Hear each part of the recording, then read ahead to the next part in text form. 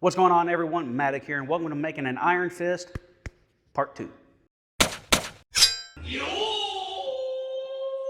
So continuing from our previous Iron Fist episode from here, we were mostly doing exercises or drills that was kind of introducing our entire structure, but mostly our fists and wrists, to some of the pressures that we would encounter when we actually start hitting things. So that's like doing knuckle push-up holds, just doing basic push-ups, striking a punching bag or any kind of hitting thing.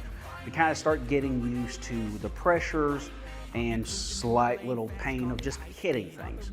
But for this video, we're mostly now going to be moving up away from our knuckles and going more into the forearm about some of the muscular exercises that we need in order to strengthen these, but also the tendons and ligaments within our wrist.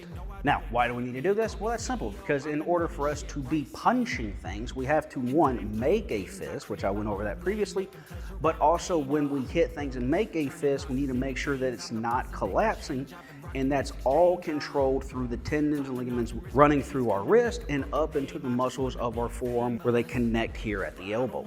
So let's go over a very simplified explanation of the muscles within our forearm and how they affect our hand. So we can effectively kind of narrow down the muscles from top and bottom.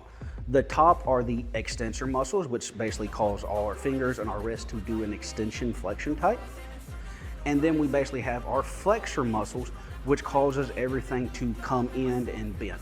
So basically, the extensors make everything go out, the flexors make everything come in.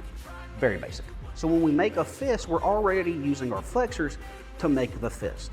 And depending on your philosophy when you hit things is when you hit something, you tighten up the forearm. Well, you're already tightening these, and so you're using more of them, and it can cause your wrist to bend. So now when you hit something, because you have this weird angle, you're likely to bend your wrist more. So we're going to focus quite a bit on the extensor muscles. That way when we hit things, it's able to resist that downward push when we hit things.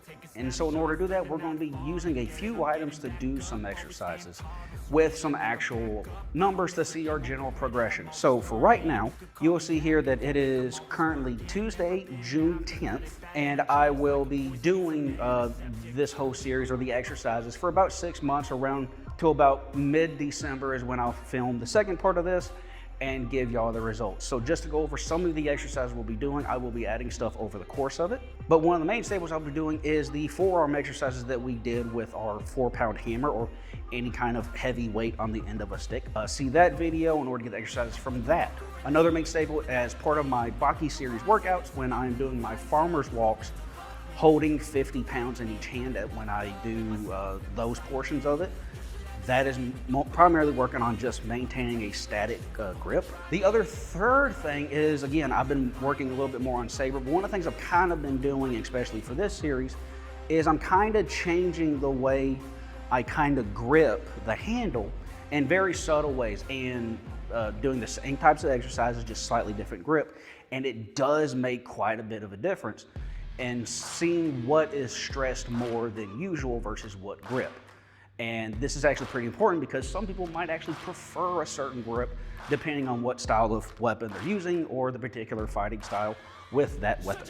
Not to mention, it's cool to swing around swords. I also do have some wall exercises that I do that helps work the forearms. You can do them on the floor, but they are substantially harder in order to do. That way it's kind of better to do them on a wall. Next, what I'll probably most likely wind up doing is getting some actual grip or forearm exercise things, primarily from the company Alpha Grips.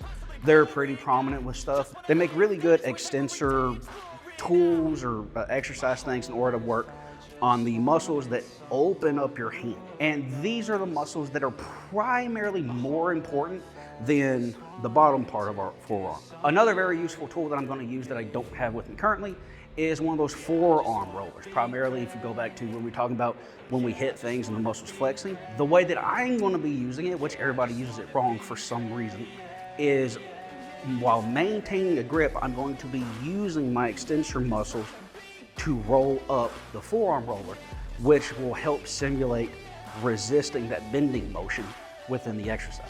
So those are most of the kind of exercises I'm going to be doing. So let's get some hard numbers first. In order to log those numbers, I actually wound up getting one of these grip things. I will put the link to the one that I particularly got down in the description. The one that I got, one also came with this adjustable grip thing that also has a counter on it. And you can adjust it all the way from 5 kilograms, which is about 12-ish pounds, all the way up to 60 kilograms, which is supposed to be 132. Now, one of the things that I mostly want to look at is not just overall grip strength, but also kind of individual fingers. Now, this only works on closing or crushing strength, so the numbers are kind of weird. If you do get one of the ones that I got, I get no kickback from this at all. Basically, you're just going to hold it in this orientation, arm at a 90 degree, and you're just going to squeeze, and just from there, we got 122. Can you see that? Yep. Then, so that's my right. We get a base average, 131.4. and 122. I'm kind of rushing this a little bit. Then we got the left side. It's like, technically you're supposed to adjust this to your actual grip. Left is 11.6, 112.2, and 101.8. Now, here's the thing on why I kind of, why this is adjustable, and while it's kind of weird, like a lot of this is about leverage. Why? Because, one, this thing is actually pretty cool because it has a little counter on it. But if you turn this counter on, right, and as you squeeze it, hits that little button, and the number changes. That's pretty cool. But if I also adjust this all the way to its max, so it is at max adjustable, and we're at 0 there. So this is just my right hand. All right, that's 1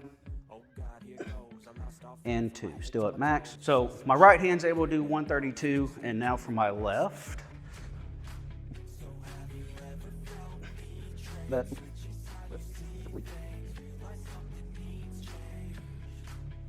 is a 3. So my left hand can kind of get up to 132 or something. My right hand definitely can get up to 132.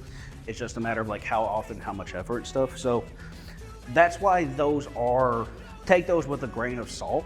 And it does have to do with leverage, because as this squeezes and stuff like this, like leverage points change and all that. But that is our basis, one with our numbers, but also the exercises that we're going to do. Again, I'll most likely have probably a couple other exercises that I will show later on. And when we come back, I'll show you the results.